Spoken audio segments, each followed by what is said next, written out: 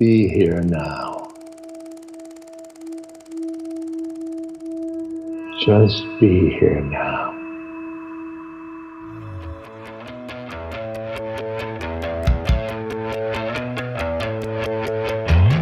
Welcome to the Be Here Now guest podcast.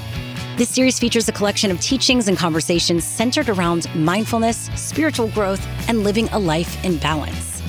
Each week, our diverse network of guest teachers and hosts offer up wisdom and practices from a different spiritual path and perspective. If you'd like to support the podcast, please visit BeHereNowNetwork.com/donate. This feels like a really important and special day. Not important because we need to add any pressure, but important because we get to not. It's sort of like, I don't know if you remember graduating from high school and emptying out your locker and maybe burning your papers or throwing them in the trash or maybe even leaving them in the locker. But it's not like you didn't get anything out of high school. You got a lot, but you can put it down. And so today feels like that kind of day. Really allowing yourself to know what you know. Know what makes sense. Practice with what makes sense today. You probably have had glimpses into going, oh, this is working. This is doing something when I do it this way. Maybe you've really had some beautiful relationships with sensation or pain or watching thoughts arise and pass. Or just the simplicity of breathing. I've watched so many of you doing very creative walking practices, seeing practices. It's kind of interesting and fun to see what we've learned. So today we're going to work with a practice called Choiceless awareness, which really encompasses the whole of everything we've been teaching, right? So if you can remember that far back, we really landed in breath and body, sensations, really working on stabilizing and arriving. And then we opened up to emotions because they're there anyway, right? So we can pretend that there aren't emotions, but as we know, they were there. And then thoughts were talked about. They were always there too. And so now where the breadth of the practice is to include it all. What's it like to sit right now, as many of you are already practicing? What is asking for your attention right now? What do you know about this experience right now?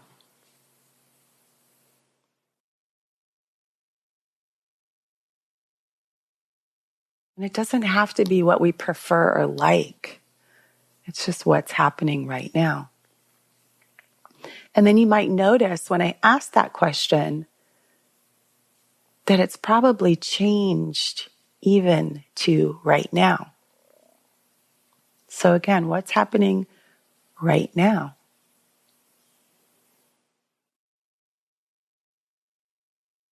So when working with choiceless awareness, there's a continuity of attention, a continuity of awareness around what's happening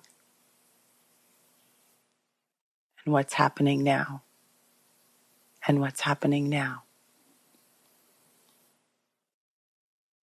And so maybe it looks something like, for me, I'll speak from my practice, hearing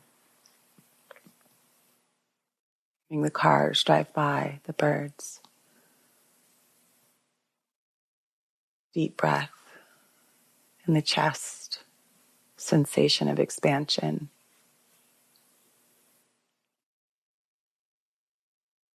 Eyes feeling tight.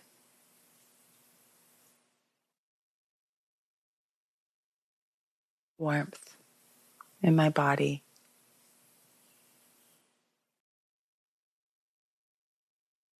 Sounds outside. Right, so there's this very gentle, it's a little bit of a noting because I was saying it out loud to you, but it doesn't have to have words to it. It does not have to have that noting quality to it. But being in experience as it's changing, as it's shifting. And that includes thinking. Sometimes we'll have a sensation in the body, such as right now, I'll go to my experience. I'm feeling very warm. So my thinking is, oh, I wonder what the weather's like in Los Angeles right now. That's where my mind will go. Wonder if it's cooler there. Wonder if I'd be sweating like this if I was there. And then the mind starts to tell a story, but I know it's happening, right? So there's a difference between getting caught or watching the arising of a thought based on an experience. So we can pay attention, the arising of the thought. Okay, thinking is happening. I'm paying attention. The thought is passing. Now what picks up my attention? The birds keep calling me, so I'm hearing them again. Breathing. Sensation in my spine.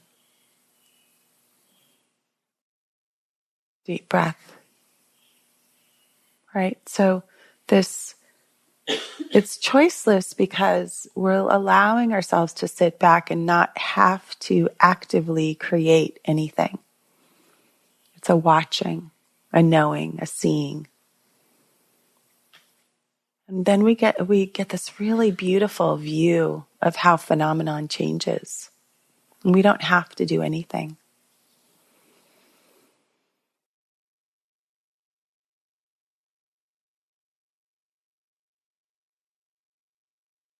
So I think I'm going to leave it at that for now. So allowing yourself, how we start a practice, I think can be very important and can kind of set us up for how the whole practice period's going to go. So finding that posture that I have no doubt you've all been working on for the week, settling into that posture, and first letting yourself really find the body. So sometimes that might mean starting with the feet, the bottom, the hands, very much landing in the density, the gravity, the weight of this body.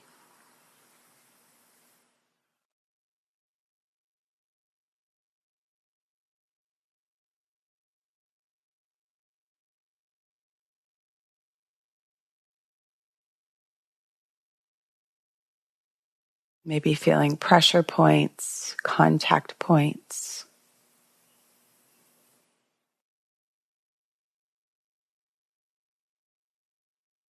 The external world meeting with our flesh. Really knowing that there is a body. There is a body sitting in this room.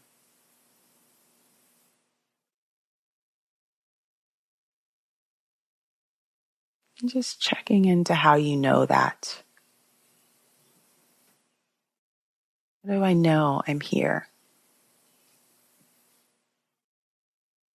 I know I'm here because I'm hearing sounds, because I'm feeling what I'm sitting on.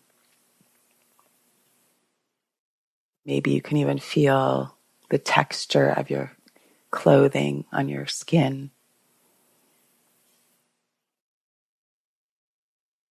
Whatever it is, this awareness of being here.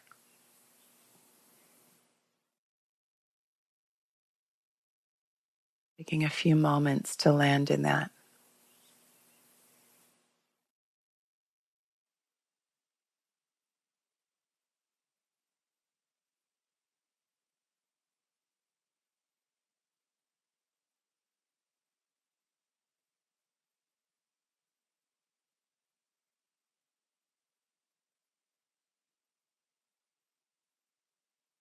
Sometimes even setting the intention of right now, I don't need to do anything. Right now, I get to just be.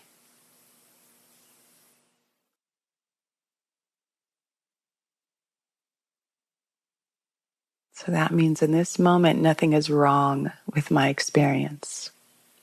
I'm not doing it wrong. I'm not feeling it wrong. I'm not thinking it wrong. I'm not hearing it wrong.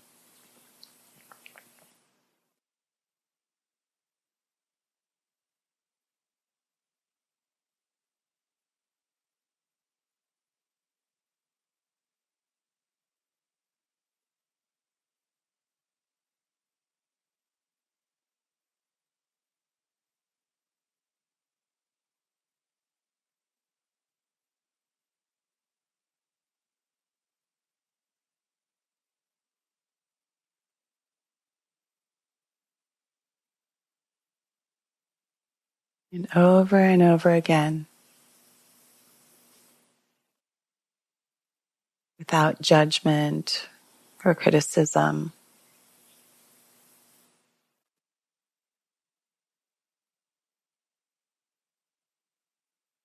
Where am I right now?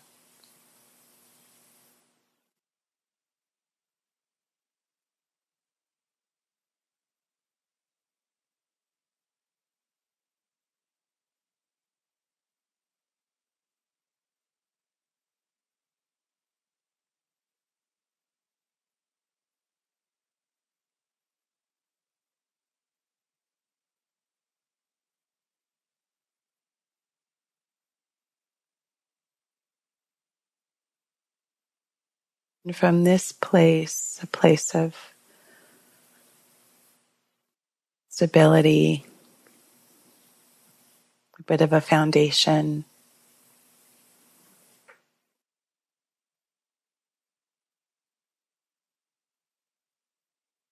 giving the spaciousness to observe what arises. Maybe in this moment, it's a very pleasant experience.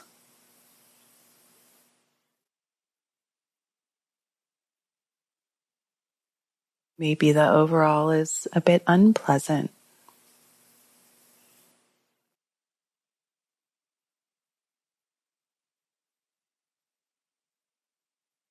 Knowing that there's value judgment on that.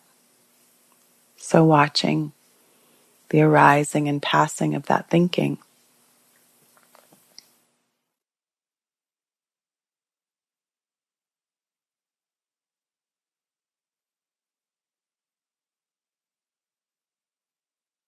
Sensing into the body, the internal experience. If anything grabs your attention. Not creating anything, not controlling anything. Just checking it out. What's there right now?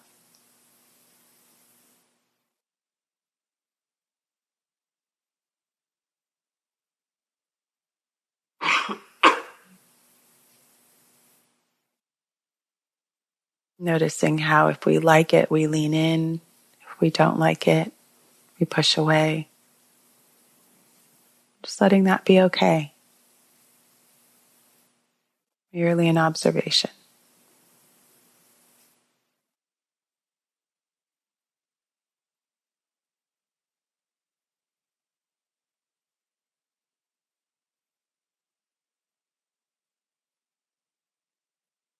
Breathing in and breathing out.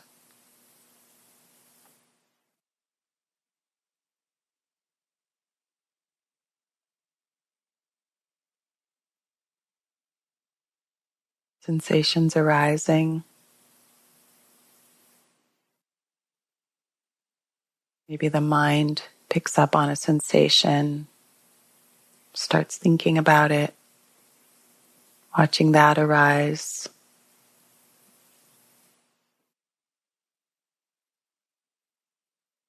If we don't get caught, just watching it pass.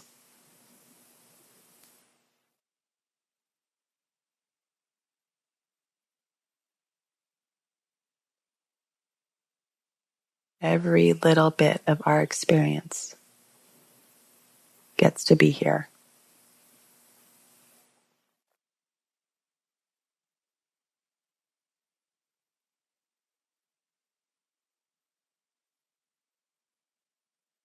What am I paying attention to right now?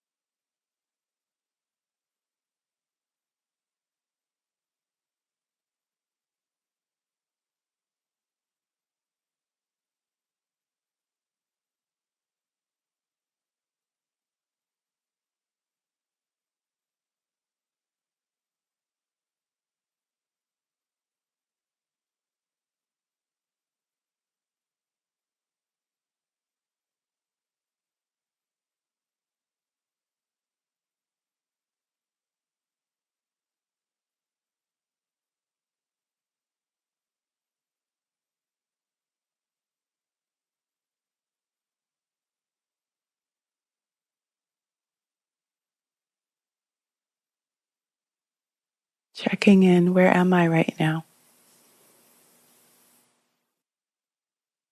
What's going on in this experience? Breathing, bodily sensations, emotional sensations, thoughts, overall moods or experience.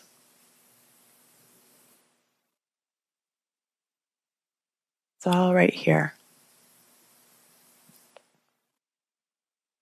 No need to push anything away.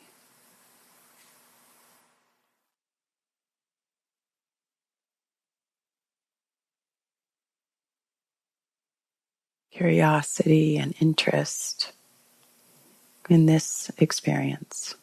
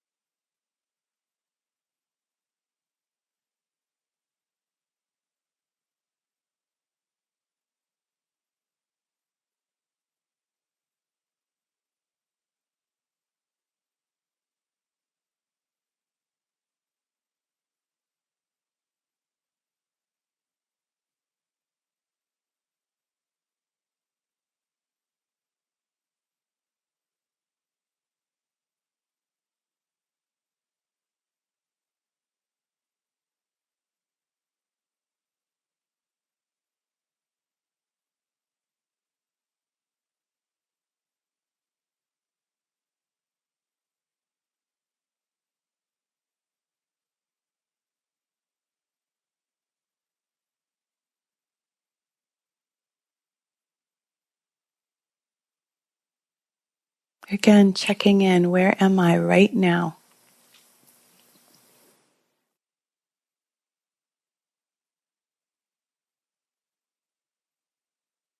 And then I want to give the permission to stay in the posture that you're in, but just stop meditating. Just stop meditating.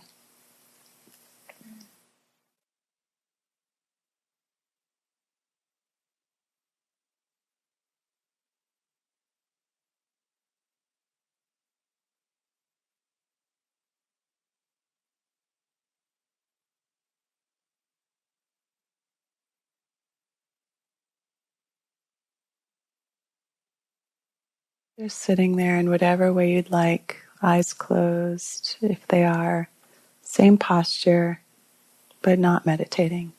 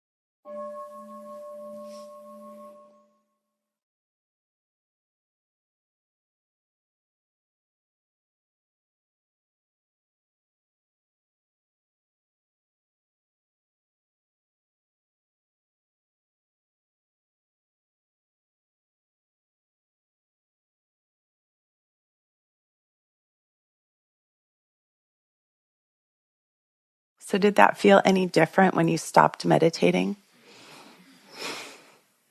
No. Some yes, maybe. I know when I stop meditating, I actually start meditating. It's like, oh, yes. Now I could just sit here and observe. Great. No problem. So maybe that's more for those of you that it didn't feel any different, no problem either. For those of you that did, maybe taking that seat today, really walking through, staying in the posture, staying present, and not meditating.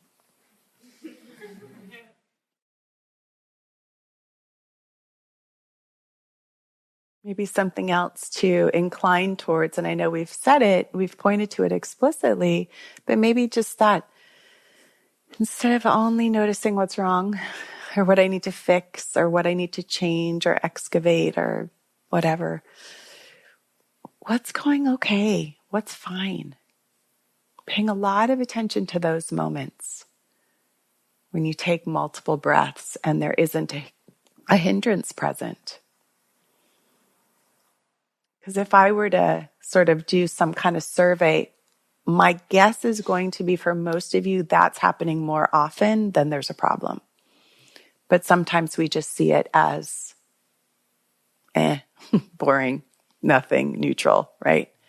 But it's the absence of a hindrance. Really learn it's a cultivation to learn to appreciate that because we're so used to heightened states of experience that when there's actually peace and ease, it can feel really unfamiliar. So let yourself be in that.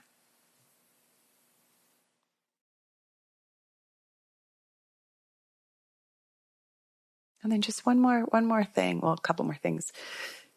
If a hindrance is present, right? If you feel like you're really caught up in restlessness or sleepiness or doubt or whatever might be their desire, aversion, it's interesting how the moment we place mindfulness on it, something changes, right? You've probably all noticed that, right? It's like the pain when Chaz was talking about it. It was like, oh, it went away. Or again, the point is not for it to go away. But the moment we place mindfulness on it, something happens. We start to get interested. We start to see, so let's say restlessness. Okay, I'm restless. How do you know you're restless? Okay. Curiosity, interest. I know I'm restless because my hands are clenched, my throat is tight, my body's kind of vibrating. I just feel tense. I want to get up. That's how I know I'm restless. Okay, so check that out. I'm calling this restless. Tight, vibrating, restless. That's curiosity. That's interest. We start investigating what's actually going on. And when we start to look at something, when we start to be curious about something, I don't know how many of you like going to museums or seeing art or music, but you know how when we're really paying attention to something and we're really deeply looking at it, the color, the shade, the tone, the quality, we get more energy. We call it virya maybe. We stay a little bit longer if we're curious about something. If we don't like something, we tend to turn around and walk away. If we're curious about something, we tend to stay and check it out a little more deeply. And there's some joy in that. It's like, oh, I can stay for this. I can look at this. When I was little, every year my mom took me to Disneyland for my birthday. Or we either went to Disneyland or we had this marionette, like these life-sized marionettes, which are actually very freaky. But like I would get to take, 10 of my friends to the marionette show or to Disneyland. And every night before my birthday, I would get sick, like vomit sick. And I had this really wise pediatrician who gave my mom, I didn't know it, but it was a placebo lime water that she gave me every night before my birthday after we kind of saw this pattern, right? And so we saw this pattern, and then she'd give me the lime water. And I didn't get sick anymore. But when I think back on that, why I'm even saying it here is because what I conceptually thought of as anxiety or like stress was actually excitement. It was actually excitement. Because this body, anxiety and excitement felt the same. Rapid heartbeat, gut churning, mind popping, vibration in the body. Okay, well, that feels like anxiety. And that feels like excitement.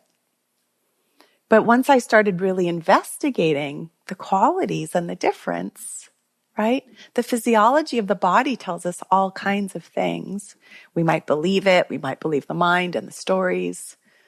But sometimes all it takes is that shift, that placebo, that shift of perspective, that curiosity, that interest to really see it for what it is.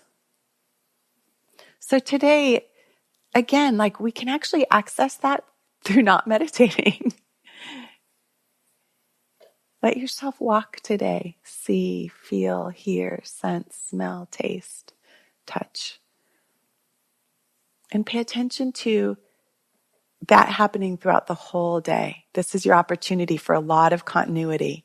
From the second you stand up, placing your feet, the walking practice begins, right? The seeing practice begins, the eating practice.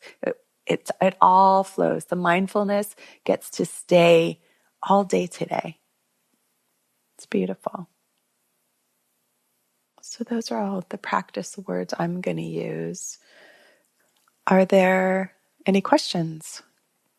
Let's see a hand all the way in the back. And let's try to have people who maybe haven't had a chance yet to ask questions first. Let's stick to practice questions for now. We'll talk about that thing that will happen in a couple days later. I think this is practice related, which is mindfulness and sleep. I notice when I have sleepiness in the day, I can work with it. There's continuity of mindfulness. But when I wake up in the middle of the night, for whatever reason, it's like I can't have mindfulness. And I just see everything come up. And even last night, I'm like, okay, mindfulness, but I'm just too tired. Mm. And I'm wondering if you have thoughts. And I notice that just in life too, but especially here, I can notice the difference because it'll be all of the things that I'm mindfully working with in the day and it feels fine.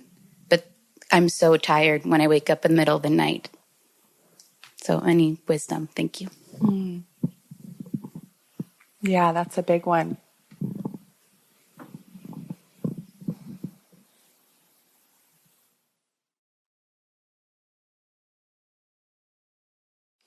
I mean, there's a few ways to look at it, work with it. One is we can, through strong effort, see if we can quiet the mind, right? By really landing very much in breath and body.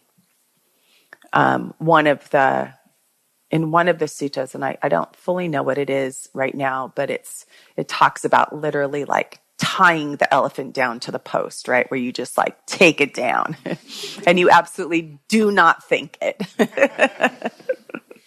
It's not very relaxing when you're laying in bed, but there's something really important about it. And I talked to somebody else the other day about putting down the suitcase. Like sometimes it's, if it's in here, if it's in our body, we so become the thinking, the planning, the doing, that sometimes externalizing it, like not right now. And literally, if we see it like a suitcase or a backpack, like I'm taking it off, I'm putting you down, I'll hook up with you again in the morning, right? So it's an intentional request. Sometimes it actually works. Like sometimes the mind will quiet. It's almost like, having somebody hold you, just saying, okay, not right now. I got you. Not right now. We'll take care of it later. So that's one thing to do about it.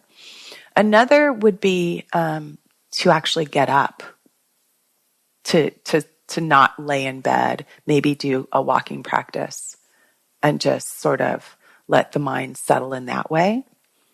And another is to get out a good old piece of paper and write down the list, right, of those things, get them out of your mind and lay back down. I mean, you all might have some other, but it is what, and sometimes it's just like, okay, what do you need to tell me?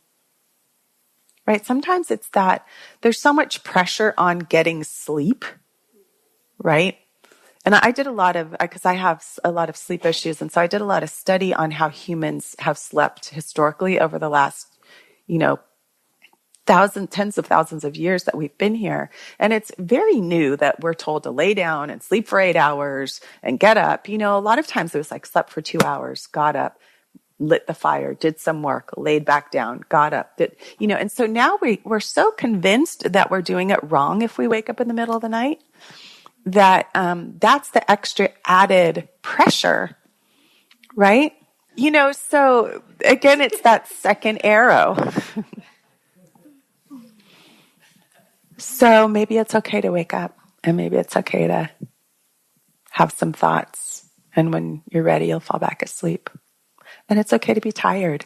See, that's the other thing. It's like, Cara talked about this a lot. We must produce, we must be rested to produce, we must look good, we must do, right? And it's like, no, I'm just tired today.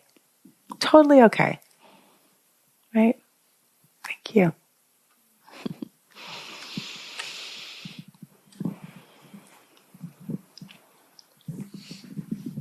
This is about the metta practice. I've had a question about why we focus on metta and not on any of the other 4 Brahma Viharas. So I can understand it would be hard to meditate with a bhikha, but mudita or karuna seem just as accessible, and to me maybe even more accessible than metta. So why do we have a meditation practice and not a karuna or a mudita meditation practice? Yeah, thank you. Good. That's a good question. And actually, the Metta Sutta and what we're chanting at night, the divine abidings, the practice actually encompasses all of them. They aren't separate, right? So metta is that core of the loving kindness. And then when we tip over into suffering, when we tip over into that, it becomes compassion. When the metta tips over into lightness of the heart and joy, it becomes mudita. You're right, on the schedule, right? On the schedule of a retreat, it's like metta, and then we're teaching metta. And if we had more time, we would roll it out and do more. But one of the things that we found is we are throwing so many words out at everybody and so many practices that it can just get so confusing. And it's like, which one do I do? I don't know what to do. I'm too confused to do any, I'm trying them all. And it's just, and then nothing comes in. So, it's just a teacher choice, right? It's just a choice. I think Rebecca yesterday did bring some forgiveness and some compassion in. So I think we've all been doing like little flavors of it, but maybe not naming it explicitly. So thank you for naming it.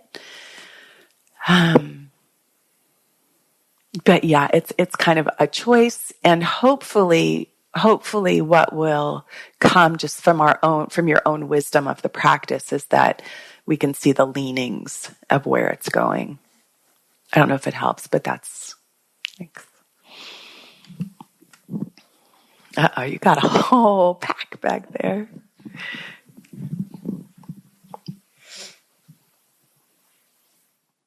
I think this is in the realm or category of it's mental images.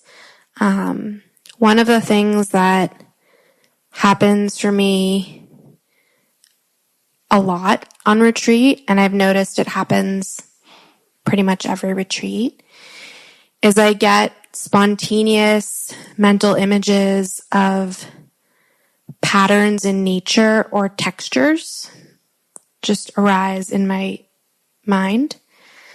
And initially they seemed like they were kind of pathologies, and I had a disgust reaction. to the textures, like a woodpecker tree kind of thing, where it's not in its like healthiest. I was just kind of like, and then my mind spends a lot of time like wondering what's up with that.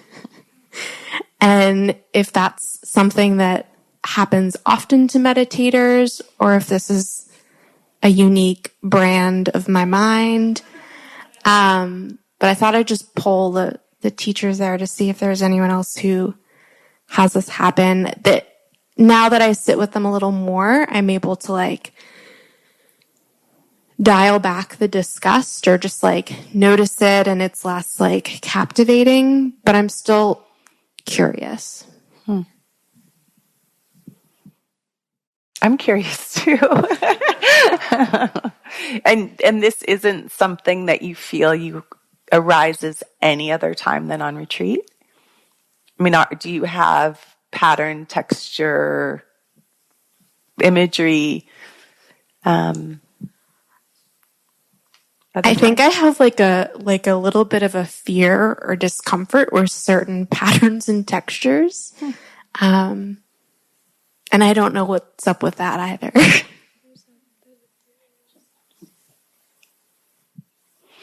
Yeah.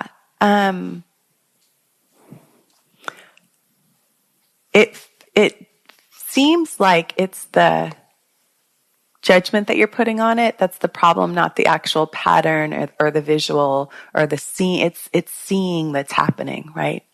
Seeing is happening. Seeing is happening. Texture, pattern, woodpecker holes, and then disgust. So when we move into first the perception and then the mental sort of proliferation around it, that disgust, maybe pulling it back a little, seeing, maybe even unpleasant, and then see what happens, just allowing it to be put down from there. Because there's some kind of conditioned response, I don't know what it is, that then adds disgust. Whereas, another person's mind, I always think it'd be so amazing to be in somebody else's mind for a day, just to have like another mind plopped into my head just for a day. And so maybe that conditioned response for somebody else would be like, oh, interesting, intricate design, mathematics, inquiry. So watching, again, this goes into that pleasant and unpleasant realm, which changes. So sometimes, you might see something like that and it could be quite disgusting, unpleasant, or you might see something like that, a different pattern, maybe different colors, and it could be quite pleasant. So I guess, all that to say, seeing is happening. And then sometimes if we just let it be that, then instead of moving into the rest, I don't know, it'll be interesting for you to kind of look at it some more. And it's not a problem. Let's put it that way. Thank you. We'll take one more. Ooh, Rochambeau.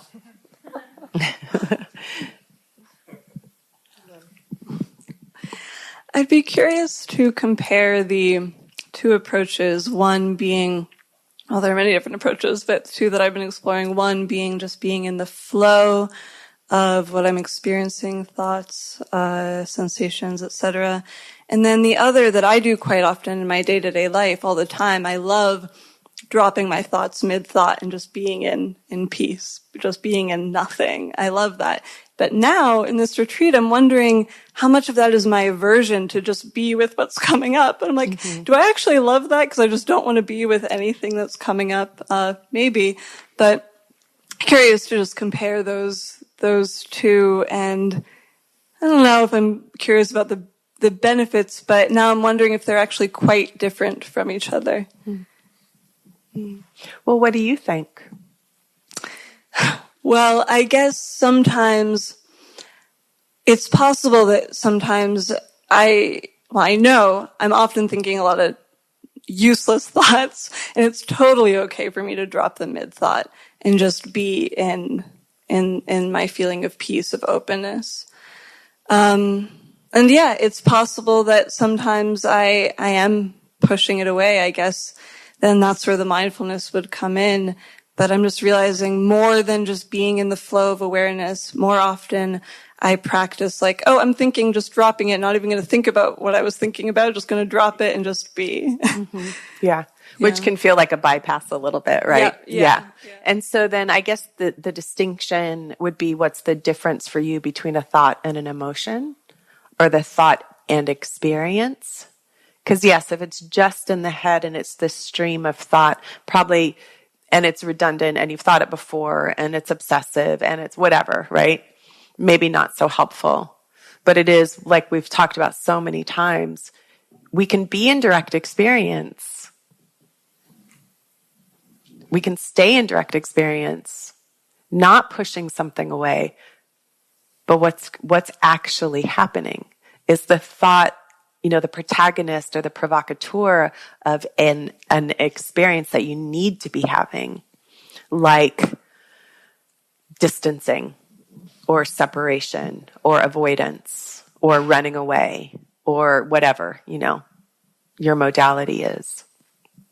So am I avoiding right now? I don't know. Let's check in. The thinking might be like, oh, this isn't good for me. I shouldn't be doing it anyway. I'm just going to drop it. But what's going on here? Oh, maybe there's something more happening. Does that do you know what I'm saying? Yeah, but I think actually what I'm wondering is, in the insight meditation tradition, when you were first learning it, how often would you talk about the practice of just dropping? Or is it much more just the mindfulness, always being aware? For me, at the beginning, I just dropped it a lot. Uh-huh. Yeah. And that's what you were being taught? That's what I thought I was being taught. Oh, okay. All right. And it was convenient. It was really convenient. Yeah, okay. I think that's what I thought I was taught as well. Yeah. And again, like to the question earlier about why we're not teaching compassion and mudita, is there's only so much time. So go sit the 3-month retreat. And really, but you're right. You're right on. And it takes time. It does take time. It takes time. It takes a considerable amount of self-trust, which we build over that time, right? Because it's sort of like a house of cards until we've built a real foundation. So why would I stick with it if I don't even know what to do with it when I stay with it, right?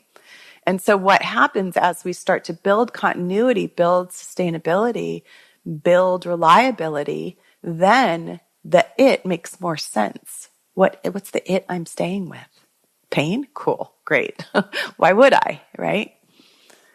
But if what I'm staying with has an edge of compassion, has an edge of interest, has an edge of energy, has an edge, then I'm going to stay with it longer, and I'll have a little better opportunity to really discover what's there. So for now, whatever level anybody's at is great. And allow the time, and it does accumulate. It's an accumulation practice. Does that help? Yeah, thank you. Okay. Phew. Hot seat.